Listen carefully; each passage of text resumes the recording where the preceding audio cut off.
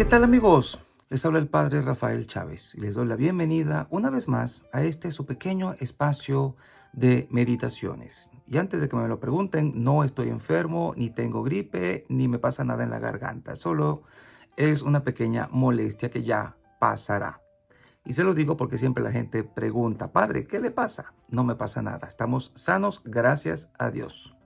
Hoy estamos a jueves 11 de enero, primera semana del tiempo ordinario. En el nombre del Padre, del Hijo y del Espíritu Santo. Amén. Acompaña, Señor, con celestial piedad los anhelos y súplicas de tu pueblo, para que conozca lo que debe poner por obra y lleve a cabo con firmeza lo que ha conocido. Por nuestro Señor Jesucristo, tu Hijo, que vive y reina contigo en la unidad del Espíritu Santo y es Dios por los siglos de los siglos. Amén. Y tenemos hoy como primera lectura el primer libro de Samuel, capítulo 4, versículos del 1 al 11. Sucedió en aquellos tiempos que los filisteos se reunieron para hacer la guerra a Israel, y los israelitas salieron a su encuentro. Acamparon cerca de Ebenezer y los filisteos en Efec. Los filisteos se pusieron en orden de batalla contra Israel. Se trabó el combate y los israelitas fueron derrotados y sufrieron 4,000 bajas. El ejército se retiró al campamento y los ancianos de Israel se preguntaban: ¿por qué permitió el Señor que nos derrotaran hoy los filisteos? Traigamos de Silo el arca de la alianza del Señor, para que vaya en medio de nosotros y nos salve de nuestros enemigos. Mandaron traer de Silo el arca del Señor de los ejércitos, que se sienta sobre los querubines. Los dos hijos de Elí, Hofni y Pinjas, acompañaron el arca. Al entrar el arca de la alianza en el campamento, todos los israelitas lanzaron tan grandes gritos de júbilo que hicieron retumbar la tierra. Cuando los filisteos oyeron el griterío, se preguntaron: ¿qué significará ese gran clamor en el campamento de los hebreos? Y se enteraron de que el arca del Señor había llegado al campamento. Entonces los filisteos se atemorizaron. Decían: sus dioses han venido al campamento. Pobres de nosotros. Hasta ahora no nos había sucedido una desgracia semejante. ¿Quién nos librará de la mano de esos dioses poderosos? Estos son los dioses que castigaron a Egipto con toda clase de plagas. Cobren ánimo, filisteos, y sean hombres. No sea que tengamos que servir a los israelitas como ellos nos han servido a nosotros. Luchemos como los hombres. Los filisteos lucharon e Israel fue derrotado. Todos los israelitas huyeron a sus tiendas. Fue una derrota desastrosa, en la que Israel perdió 30,000 soldados. El arca de Dios fue capturada y murieron Hofni y Pinjas, los dos hijos de Elí. Palabra de Dios, te alabamos, Señor. Salmo 43. Redímenos, Señor, por tu misericordia. Ahora nos rechazas y nos avergüenzas, y ya no sales, Señor, con nuestras tropas. Nos haces retroceder ante el enemigo y nuestro adversario nos saquea. Redímenos, Señor, por tu misericordia. Nos haces escarnio de nuestros vecinos, irrisión y burla de los que nos rodean. Nos han hecho el refrán de los gentiles, nos hacen muecas las naciones. Redímenos, Señor, por tu misericordia. Despierta, Señor.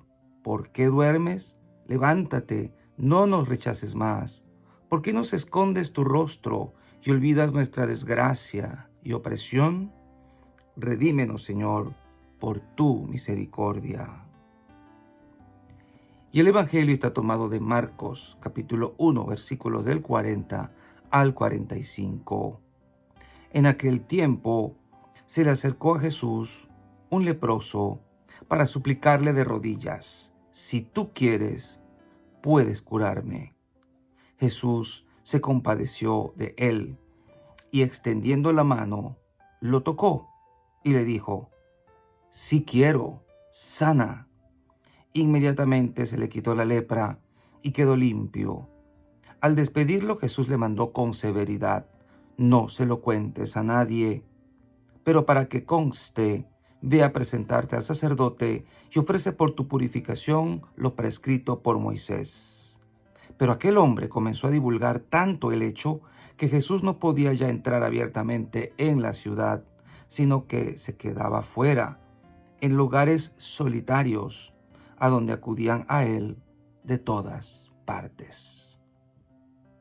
Palabra del Señor. Gloria a ti, Señor Jesús. Y bien, ¿por qué Dios permitió la derrota de su pueblo? Esto equivale a pensar hoy: ¿por qué Dios permite que nos enfermemos? ¿Por qué Dios permite que haya maldad en el mundo? ¿Por qué Dios permite que la gente haga daño? ¿Por qué Dios permite que nos pasen cosas malas? Y esta era la pregunta que también podían hacerse los israelitas. De hecho, el Salmo, que es el Salmo 43, habla de este por qué que nosotros nos hacemos con tanta frecuencia. Ahora nos rechazas, dice el Salmo, y nos avergüenzas. Ya no sales con nuestras tropas, nos haces el escarnio de nuestros vecinos. Es una especie de reclamo al Dios que se supone está a favor de Israel. Pero el asunto aquí es el por qué. Y el por qué salta a la vista. Si echamos una mirada un poco más atrás a los textos, nos damos cuenta que si Dios es un Dios de alianza, un Dios de pacto, y es un Dios que reclama de nosotros obediencia, nosotros no podemos ir contra Él y pensar que todo va a seguir igual. No podemos ir contra Él sin arrepentimiento, sin cambio, sin conversión y pensar que Él nos tiene que bendecir a fuerzas. Y esto tenemos que tomárnoslo muy en serio porque es un contrasentido. Yo no puedo pretender ser enemigo de alguien y pretender que ese alguien me bendiga, que ese alguien tenga favores conmigo, que ese alguien me trate de manera especial o que ese alguien me proteja. ¿Por qué me habrá de proteger? Y usted dirá: pero es que Dios es bueno, Dios es rico en misericordia. Sí, pero si tú no quieres recibir su bondad y su misericordia, si tú lo desprecias, si tú no lo obedeces, si tú echas a un lado sus preceptos y quieres vivir siempre según tu capricho, pues ¿cómo vas a esperar de Él que reaccione de otra manera? Y esto es lo que exactamente pasó en aquel tiempo. Hablan sobre todo de dos personajes aquí, Hofni y Pinhas, que murieron, hijos de Elí, que murieron. Estos dos personajes fueron inicuos, la vergüenza de su padre. Se portaron mal, eran los hijos del sacerdote y sin embargo hicieron de su vida un desastre. E hicieron del sacerdocio de su padre un desastre, porque no pudo él contener el pecado de sus propios hijos. Y precisamente porque estos que estaban, digamos, metidos en el centro del mundo israelita, los hijos del sacerdote Elí, profanaron el templo, hicieron lo que quisieron con las ofrendas, Dios no se podía quedar, digamos, de brazos cruzados ante las profanaciones. Y eso nos invita a pensar: Dios mío, si Dios tomara ahora la actitud del Antiguo Testamento con todo lo que se hace hoy, con el Santísimo Sacramento, ¿qué sería de nosotros? Y por eso nosotros los sacerdotes insistimos en que hagan bien las comuniones, en que la gente se confiese antes de comulgar, que lo hagan bien, sea en la boca, sea en la mano, háganlo correctamente, comulguen delante del sacerdote y sobre todo comulgar en gracia de Dios, arrepentido de sus pecados. Esto es muy importante, la actitud en la misa, de respeto, de reverencia. No entrar ni actuar en la misa o durante la misa como si estuviéramos simplemente, y me perdonan si la comparación es un poquito tosca, en un teatro o en un cine. Estamos en medio de la consagración y la gente se sale al baño. Bueno, uno no sabe qué pueda estar pasando en ese estómago, pero qué momento de momentos En nuestros países, normalmente en las iglesias no hay baño. Y qué raro que sea en ese momento en el que la iglesia le dé, en la que la gente le dé por abandonar el culto, por abandonar el templo e irse y retirarse del templo justo en ese momento. Y a veces entran y salen, como Pedro por su casa, sin ningún tipo de respeto ni consideración al culto, al momento que se está viviendo, la consagración, de manera muy específica. Llegan tarde, sin ninguna explicación, ni razón, ni motivo justificado.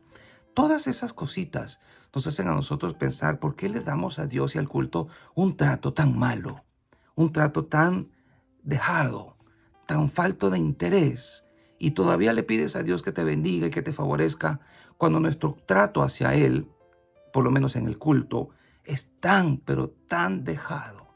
Esto debe llevarnos a la reflexión, porque lo que pasó aquí, aunque llevaron el arca de la alianza, eso no iba a echar para atrás las transgresiones que el pueblo ya estaba haciendo en Israel. Habían llevado ídolos, incluso habían caído en idolatría.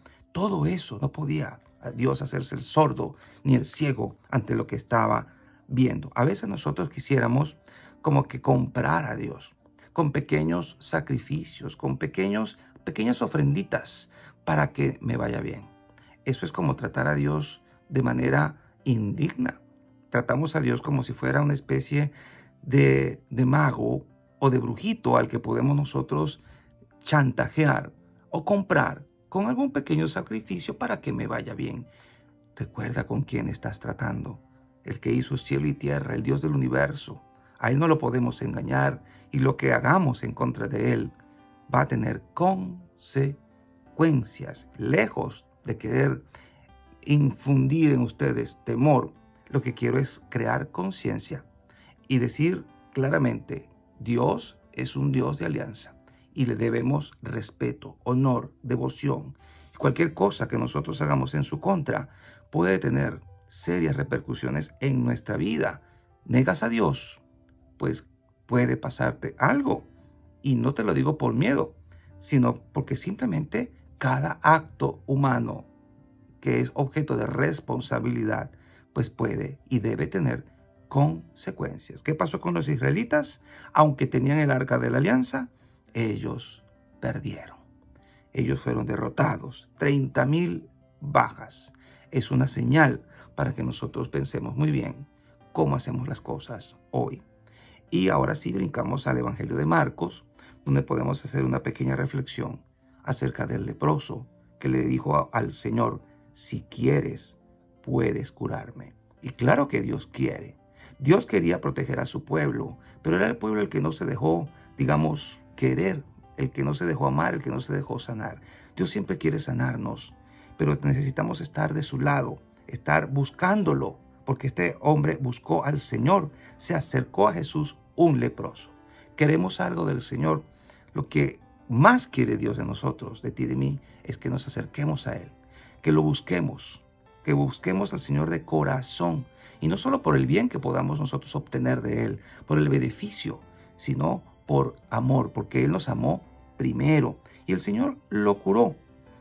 Dijo que guardara silencio, lo cual no hizo, pero era por pura emoción. Pero sí, para que constara, había que hacer lo que la ley prescribe. Dios es un Dios de obediencia. Le gusta que observemos la ley. La ley está ahí puesta por algo. La ley suprema del amor es lo más importante que nosotros debemos guardar. Pero acuérdate, cuando le pidas al Señor algo, recuerda que Él siempre quiere hacerte el bien. La gran pregunta aquí sería, ¿tú siempre quieres hacer su voluntad? Y la bendición de Dios Todopoderoso, Padre, Hijo y Espíritu Santo, descienda sobre cada uno de ustedes y les acompañe siempre. Y seguiremos en contacto, si Dios lo permite, a través de este canal. Chao, chao.